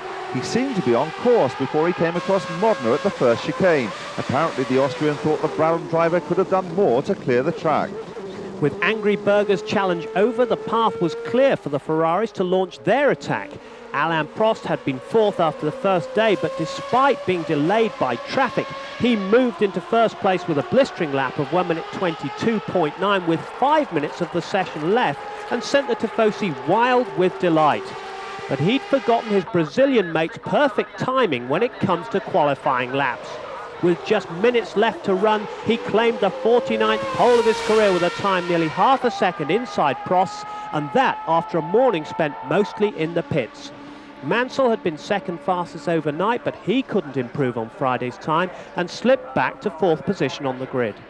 Jean Alesi's display rivaled Senna's for brilliance. He managed to claim fifth position in the underpowered Tyrrell. No wonder his name had been linked with Williams. Yes, Williams signed a contract with Jean Alesi on the 2nd of February, a proper English law contract, conditional, however, upon his securing a proper and legal release from his present employer, Ken Tyrrell.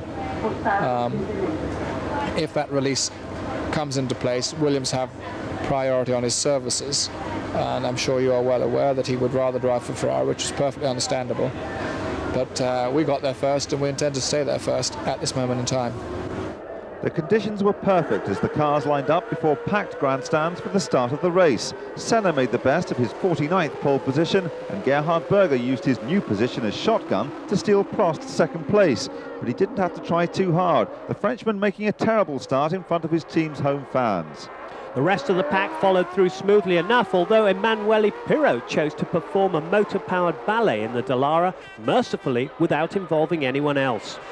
Prost had been having trouble since the green light with Alesi, and the Tyrrell soon moved into third place at the champion's expense. Most of the field had completed lap 1 when disaster befell Derek Warwick at the exit of the Parabolica. the Lotus driver lost control of his machine as he tried to re-enter the pit straight. Instead, he careered into the Armco and ended up back on the track upside down. The accident looked horrific, and for some of the older fans watching, it seemed a terrifying reminder of the crash which claimed Jochen Rindt's life at the same circuit 20 years earlier. The red flags were a formality, the crowd happy to see Prost get a second chance. Warwick, meanwhile, had a miraculous escape. He crawled out of the car to start his run back to the pits and the T-car. But what had been going through his mind when the accident happened? Oh, many things, really. Oh, shit, things like that, really. As soon as the thing escaped me, it was going to be an accident, and I knew it was going to be a big accident, so you really just braced yourself ready for the impact. The first impact, I remember seeing the front left wheel going over my helmet, and then the car went on its side and was going along the barrier, and then come out onto the race circuit. And although it only took maybe 4 or 5 seconds, it actually seemed to take 4 or 5 minutes because I just kept on going and going. I got out of the car, I looked straight over to make sure there was nothing else coming to hit me so I could get out the way. I then walked to the grass, and during that walk I'd sussed out that the car was obviously finished. It was in the middle of the track, so therefore they had to stop the race. The red flag still wasn't up at this stage. And to get to the spare car, because I didn't want to start from the pit lane, I'd rather start from my grid position, and I thought if I got there quick enough, I get into the car and out and onto the grid before the pit exit closed. Start number 2 bore a marked similarity to the first version, with Senna rocketing in the distance, bridesmaid Berger happy to follow in his wake. But again, Alain Prost had been reduced to 3rd place, and again Jean Alesi was harrying the older Frenchman all the way as the field filed through the first chicane in relative peace and order, just a bit of smoke on the inside, and Senna was away into the lead. Prost saw his fears over Alesi confirmed as the younger Frenchman claimed that 3rd position for the 2nd time in a row. So the first lap saw Senna leading from teammate Berger, with Alesi defying the odds in 3rd position. But the young Frenchman's eagerness was to get the better of him. He lost the back end of the Tyrrell at the first chicane on the 5th lap and slammed out of the race. Once again, inexperience had put paid to Alesi's chances. Now the race order had a more familiar look about it, with the 2 McLarens heading off the challenge of Prost's Ferrari. But Berger was having no luck with his car. Persistent brake problems slowed him down and gave Prost an easy chance to take 2nd place, much to the delight of the Tifosi. Meanwhile, chaos in the Benetton pits as Piquet arrived to find teammate Nannini already in the service bay. He decided to wait it out rather than go round again. It had been a comfortable race for Senna despite the inconvenience of starting twice. He delivered a slap in the face to Ferrari fans at the race where it hurt most. Another 9 points then for Senna, Prost making do with 6 points for 2nd place, Berger 3rd, Mansell 4th, Patrese took 2 points for Williams, and a great result for Nakajima, who took 6th place for Tyrrell. Prost was in conciliatory mood after the podium celebrations, actually shaking hands with his bitter rival, making it up, albeit temporarily. And although Senna had pulled clear a little bit in the points, mathematically the Ferrari driver was definitely in touch, as the results showed. Senna and Prost just 16 points between them, and well clear of the 3rd place battle. And at 3/4 distance in the season, a different story in the Constructors' Championship. McLaren 37 points clear, continuing their dominance of the team race for points. On to Estoril and the first part of Formula One's annual Iberian excursion, the Portuguese Grand Prix. They speak the same language, so the local girls are naturally fans of Ayrton Senna, but the red flags of Ferrari are just as powerful a force here as everywhere. The mood seems relaxed around the Ferrari pit as Mansell and Prost share a joke which team boss Cesare Fiorio appears not to get. Perhaps Mansell's in a good mood because he's secretly planning to shelve his plans to retire at the end of the year. You give me a car which is reliable for next year, with an engine as quick as anybody else's, but not quicker, just as quick, and a very good team behind me, with #1 status in the team, I might reconsider my position, maybe. But that isn't possible at the moment, so don't worry about it. I'm going to retire. Mansell's replacement at Maranello has finally been announced. The French pupil stands before the professor. Jean Alesi is of Sicilian stock, and the lure of the prancing horse has proved too strong. I feel very well because it was a very hard job. We found a solution with Ferrari, and now I'm very happy to have this contract for next year. But I still very concentrate on my drive with Tyrrell because I have 4 races to finish, and I want to finish very well because I have the possibility to finish well.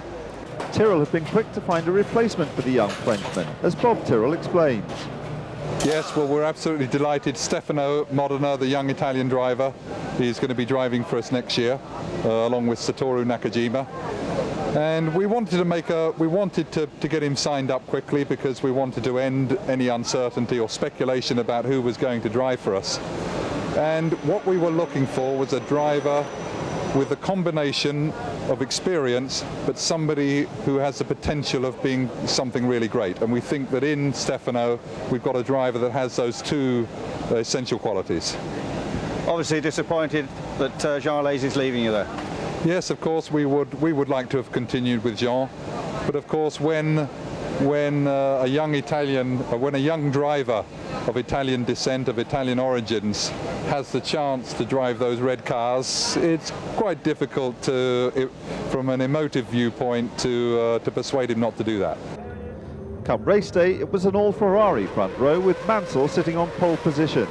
But one of the worst starts of the Englishman's career saw him risk putting his own teammate out of the race and allow the 2 McLarens to move from 3rd and 4th position to the 2 top places. As the Ferraris chased hard to regain their advantage, it came as little surprise to discover the identity of the first man to crash out. Andrea De Cesaris got it all wrong as the pack headed out towards the back of the track. He disappeared into the sand trap, never to re-emerge. As the race order settled down, it was Senna leading from teammate Berger and the 2 Ferraris of Mansell and Prost. The twists and turns of this small little track gave the Ferraris an edge over the McLarens. Even so, Mansell's eagerness to get back in front nearly cost him dear as he went into the rough. Instead, it meant he and his teammates swapped places. With his tyres suffering after their trip across the curb, Mansell was the first to enter the pit lane. Despite sterling work from the Maranello boys, he screamed out again, having dropped from 4th to 5th position. Senna was hemmed in by traffic and opted for a stop at the pits as Prost dived past Berger to take the lead. The McLaren mechanics were as efficient as usual, and when the Brazilian rejoined the fray, he had a clear road in front of him. But he'd handed the lead to his greatest rival, Alain Prost. The Frenchman didn't hold the upper hand for long. He too came in for tyres, and it wasn't one of the Ferrari crew's best efforts. He rejoined the race down in 5th position. All that handed the lead to Berger, but his ascendancy was temporary. It lasted as long as his pit stop. With all the stops over, Senna was back in the lead, but he'd been harried by Mansell all the way, and in the end allowed him past on lap 50. A typical gritty drive from Mansell, then charging on as ever, but in front of him, clumps of back markers and a hazard in the making. One of them nearly cost him the race.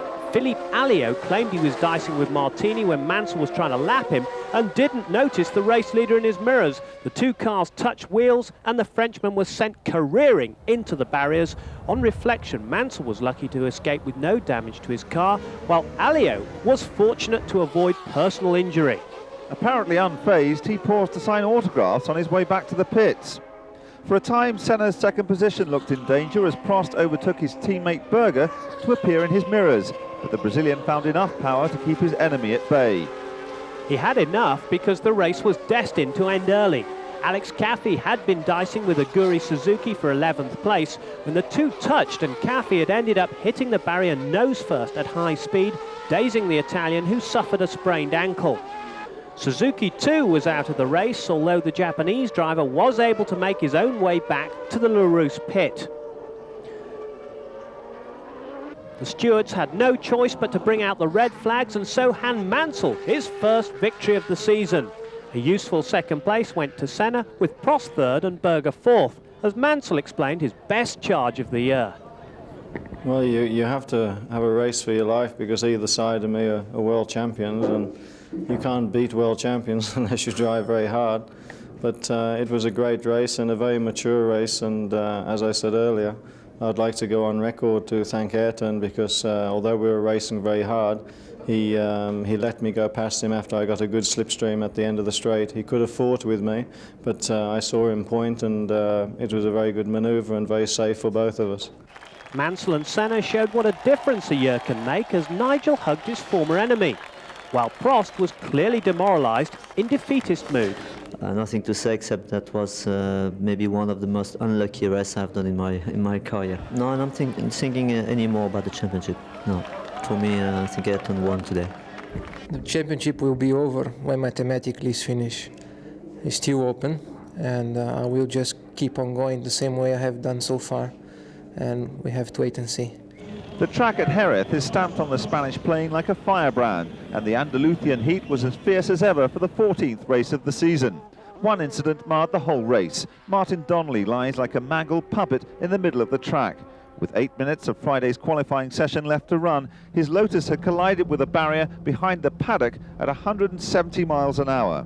His car had split in half, and the Ulsterman had been thrown clear, the remains of his seat still strapped to his back.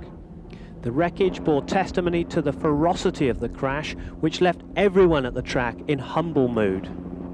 You know, when someone escapes from an accident as that, obviously there's other people involved that helped him survive that day. Obviously the good Lord was really looking after us, I think, because anybody that survives an accident that big is just a miracle. Donnelly had been seriously injured with 2 broken legs and internal injuries. He was then flown to the neurological unit at a Seville hospital. Back at the track, Ligier had announced the signing of Thierry Boutsen from Williams. The Belgian would join the team in time for next season, and by the sounds of things, he was looking forward to the challenge. Everybody is very, very enthusiastic. They want to go racing for winning again, and that's fantastic. I found something totally different from what I had at Williams. And different atmosphere, different kind of people, and that's, for me, it's something fantastic. I will be involved in a lot more work than what I'm doing at the moment, and that's also something I wanted to do. The German driver Bernd Schneider was standing in for Alex Caffey in the Arrows. Caffey still recovering from his crash in Portugal. Schneider's rustiness was soon in evidence. He didn't spot Alain Prost in his mirrors and gave the Frenchman no option but to hit him from behind. In the McLaren pit, there were celebrations as Ayrton Senna won his 50th pole position. The emotion on his face all too obvious. Despite the previous night's thunderstorm, the humidity was as heavy as ever come 2 o'clock. Senna made the perfect start, with Prost and Mansell holding second and third places. A charging Gerhard Berger forced Jean Alesi wide as Patrese hit the Frenchman from behind, and off and out went the Tyrrell very early on. Berger survived unscathed and had a clear view of the race ahead. Senna in front, Prost second, and Berger fourth, with Nigel Mansell ahead of him. It was a tremendous scrap, but the replay revealed the Austrian's guilt. He gave Patrese no option, and a race that had promised much ended in disaster for Tyrrell's rising star, Jean Alesi. And you can see his left rear tyre is flat as he spins off into oblivion, his race only lasting a couple of 100 metres. Prost knew he had to beat Senna to stand any chance of retaining his championship. He also knew his Ferrari had the better of the McLaren around the twisting Spanish circuit, and he was pushing for all he was worth. Derek Warwick had shown true grit in deciding to race after Donnelly's accident, but a slow pit stop dropped him from 6th to 13th place. The Ferrari mechanics made a better job of the world champion stop. In fact, they were so efficient they managed to lay the way open for their man to take the lead. Prost roared out of the pit lane to rejoin the race in 4th position, but the McLaren mechanics were unable to match the boys from Maranello. Senna pitted a lap later, but despite the pit crew's desperation, he raced back into the event to find Prost was just going past him into the lead, having been waved past by teammate Mansell. This was exciting do-or-die stuff as Mansell did his best to fend off Senna, helping his Ferrari teammate as much as possible, and Senna came out of the scrap with 3rd place. The pit stops had handed the lead to Nelson Piquet, but it had been a long time since the 3-time world champion had led a Grand Prix. The Benetton team had persisted for most of the season in trying to complete as many races as possible on just one set of tyres. The increase in wear and decrease in traction made life difficult for the drivers. With old tyres, Piquet couldn't maintain the grip to hold off Prost, eventually running wildly wide to concede 2 places. Pierluigi Martini had been running 10th before a loose wheel nut caused him to spin out of contention. To prove the point, the wheel fell off as the crane got to work and bounced dangerously down the track, to the consternation, no doubt, of Olivier Griard in the Osella.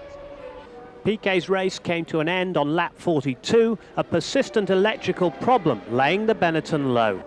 Up ahead, Senna's attempt to regain his lead was starting to go wrong. Senna waved Mansell through, unaware that he had a hold radiator, and stopped at the pits. The team didn't spot it and gave him new tyres instead. He carried on, only to pull off by the safety wall with a cooked Honda. The crowd loved it, Ferrari loved it. This was just what Professor Prost needed, as the championship looked closer than ever. It wasn't to be a happy day for the McLaren team. Berger was harrying for Boutsen's 4th place. He made a grab for it at the hairpin and came a cropper when the Belgian closed the door. His race was over while Boutsen survived. Senna, forced into a rare retirement, spent several minutes sitting by his stranded car, apparently numbed by the shock. An exploded gearbox forced the brave Warwick out of the race in cruel fashion. Retirement no stranger to the Englishman, but this time it mattered more than usual. Up ahead, Prost sailed on to win as he wanted. It had been a miracle result, Prost gaining full points with Senna failing to score. The only result which could keep the Frenchman's hopes of the championship alive. And the race had been something of a vindication for Ferrari. Not for the first time they'd put a stop to McLaren's superiority with a 1-2 of their own. All of a sudden, Prost was back in the frame, just 9 points behind, needing to win the last 2 races. McLaren were back under pressure, but Prost was happy with Ferrari's strategy. We have done a very good team race today. Drivers and the team itself, mechanics, good pit stop. We stopped Nigel at the right moment. Maybe McLaren did not know what to do exactly about the tire stop. And we have planned to stop early if I was second, and everything works very well. And Nigel helped me quite a lot, because when I was just behind him, he let me go, and that helped. My race was much easier like this, and I'm very happy about today. After the problems last week, I think it's a big good change. East to Japan, and one of the most exotic races on the Formula One calendar. Japan is a land of contrast, from some of the most impressive scenery in the world, ranging from volcanoes to forests with no one to be seen for miles, to some of the most congested and technologically advanced cities on Earth. The sport is a relative newcomer to Japanese society, but it's been adopted with a reverence unique to this part of the world. The big talking point at Suzuka was the helicopter crash which had robbed Benetton of their number 2 driver. Alessandro Nannini had had his right arm sewn back on after severing it in the accident. His replacement is a popular figure in the pit lane. Roberto Moreno was free because Europe-Run were not contesting the last 2 races. Japan was a golden opportunity for him to prove how cruelly he's been overlooked in the past. And Japan was Nigel Mansell's first race since announcing his decision not to retire at the end of the season after all. He was going back to Williams, confident that the world title would one day be his at last. All I can say to you is that I'd like to officially on television tell everybody how it was, that even after the Spanish race, the decision to retire was still there, because Frank Williams was pushing very, very hard, obviously for a lot of weeks, if not months, for us to reconsider. But I asked, in his words, I asked for the impossible, and he said it couldn't be done. I said, well, basically, you're the one pushing and wanting me to reconsider. We're happy with the decision to retire, as you know. But they did the impossible, and it wasn't until 11 o'clock on Monday, after the Spanish race, that we had, or they had everything in place to convince us. And Renault has given me a personal undertaking as well, that they want to compete with Ferrari and with Honda, and to do that they're going to put a lot more resources in, and they're working incredibly hard. And you put everything together, and with seeing the new car, which is very different, they have persuaded me and certainly made me believe that they do have a package together which is certainly worthy of another try. With Martin Donnelly still on the long road to recovery after the horror of Jerez, Johnny Herbert, the Lotus test driver, stepped in as replacement. His ankle's now fully mobile after his 1988 accident, and he had a point to prove. Alex Caffey had fully recovered from the accident which brought the Portuguese race to a premature end. The Footwork Arrows driver was on hand to show off the new Porsche engine, which will power his car next season. He and Michele Alboreto both re-signed for the 1991, although the 1990 Footwork Arrows has been a disappointment. Another new engine was on show. Brabham were proudly displaying the power unit which should revive their fortunes next season, a new V12 supplied by Yamaha.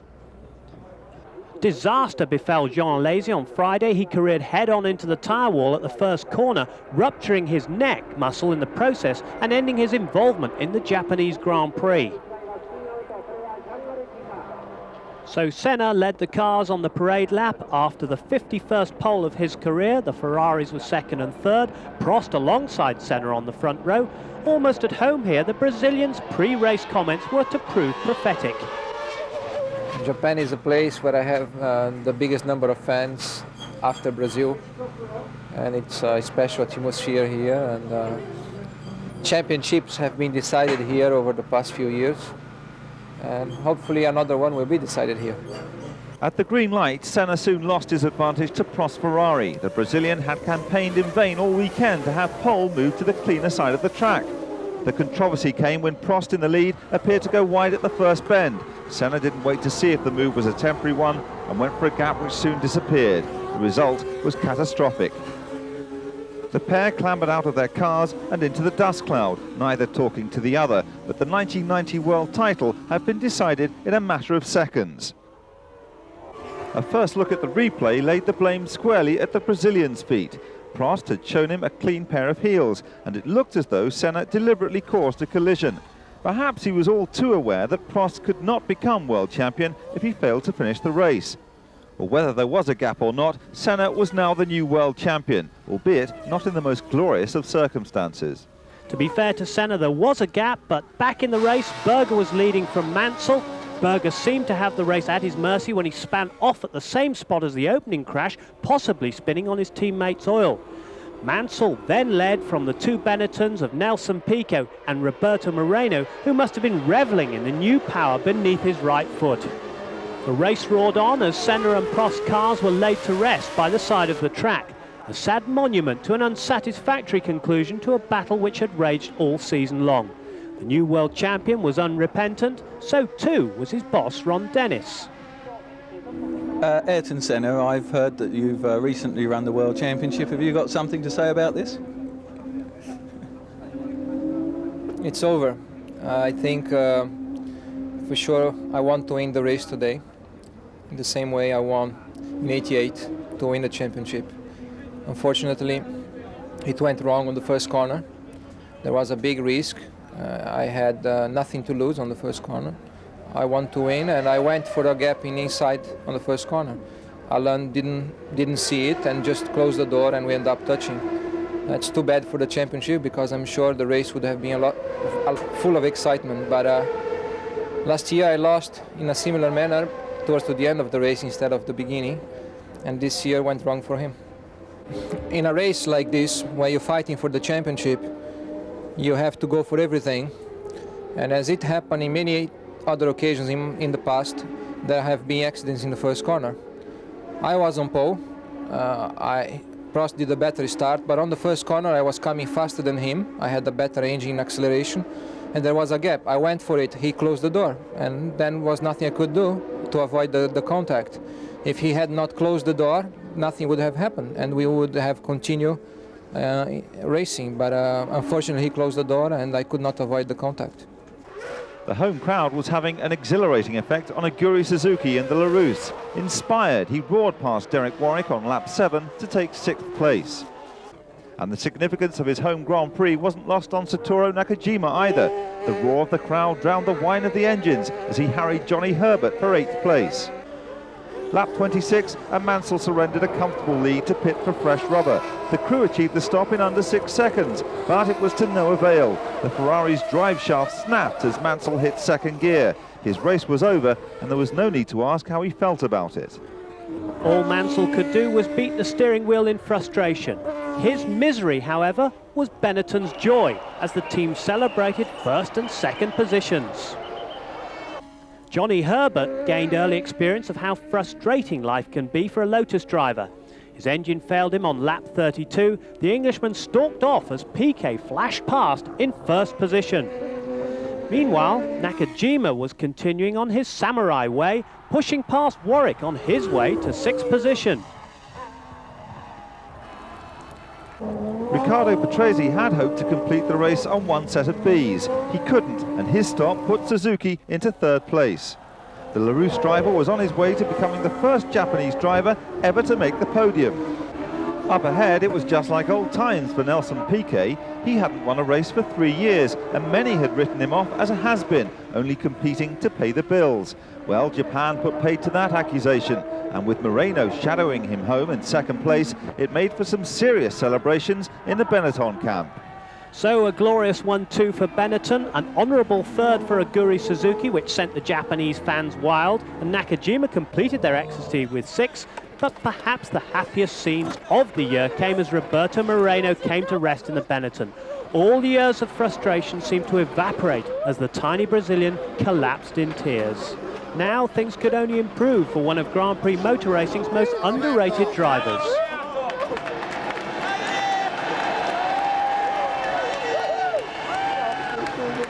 Well, I'm very happy because it's more than 2 years that more than 3 years that I win a race, and also more than that, I'm very happy because enjoying me, my old countrymate Roberto that start motor race together to me, and I could enjoy the team and finish 2nd behind me and make me and the team very happy. Nelson certainly hadn't forgotten how to celebrate on the podium.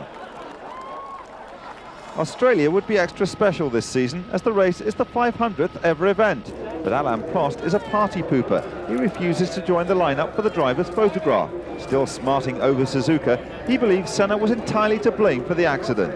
Absolutely, 100%. And I have, you know, a video here from the helicopter. I have the video from some people. I think it's very bad, you know, to try to prove the things. But I am a racing driver, a lot of experience, and I never lie. I never lie to the press. I mean, very often it was against me because I said things were a bit rude, a bit difficult to understand for a lot of people. But I never lie, and I can tell you he has done 100% deliberately. That's what I don't accept. If there were only 1% chance, I would say, okay, there is a doubt, but it's not even 1% because it was a corner where I'm flat, you know, in 5th gear, and the only way he could do something, he cut the corner and he hit my wing, the rear wing. So in fact, he did not hit the right wheel or the middle of the car, he hit my rear wing without touching the wheels. That means he just pushed me behind. So, and then from this time, I don't want to speak anymore about that, you know, because it's no value for me, no value for the sport, for the team, for the Formula One, and I think it's very bad. And Prost doesn't turn up for the portrait of former champions, among them the great Fangio, Jackie Stewart and Sir Jack Brabham. Despite the buzz about Adelaide, some seem to be just plain worn out and glad the season is all but over. Mansell was a little more alert as he lined up to take 3rd place on the grid behind Senna and Berger. Once again, Senna made the perfect start. Unlike his teammate who relied on the McLaren's superior engine power to make up for his mistake, Prost had a terrific getaway from 4th position, but he couldn't split Mansell and Berger. Lap 2 brought Berger's 2nd mistake of the day. He was trying to adjust something on the dashboard when the McLaren bounced over a bump, pushing his hand onto the ignition switch, which promptly cut the engine. Mansell gleefully moved into 2nd place. Already past Prost, Piquet's win in Japan had obviously fueled the former world champion's appetite because he proved the point by another great outbraking manoeuvre on Berger, and this took him through into 3rd position. The crowd were entertained by some aerobatics from Nicola Larini in the Ligier. Amazingly, Larini could continue. Riccardo Patrese had a huge moment at the first corner when Gianni Morbidelli's Minardi blew up in front of him. Consummate skill relieved the danger. On lap 43, Mansell span into an escape road without forfeiting his second place but losing ground on Senna. That was the Ferrari's way of telling him he needed new tyres. The pit crew rose to the task brilliantly, although he dropped from 3rd to 5th place in the process. Berger, meanwhile, was on his way to mistake number 3. He ran wide over a high curb to let Prost through to 3rd place. The first win of the year still to elude the Austrian. Then came the strangest of sights, Senna driving straight on at a corner and head-on into a crash barrier. Later, the new world champion revealed he'd had a gearbox problem. No win to celebrate his second world title. For the second year running, Senna fails to finish the last 2 races. Getting the most from his new tyres, Nigel Mansell was by far the quicker of the Ferraris. Alain Prost acknowledged the fact and led his teammate through without a fight.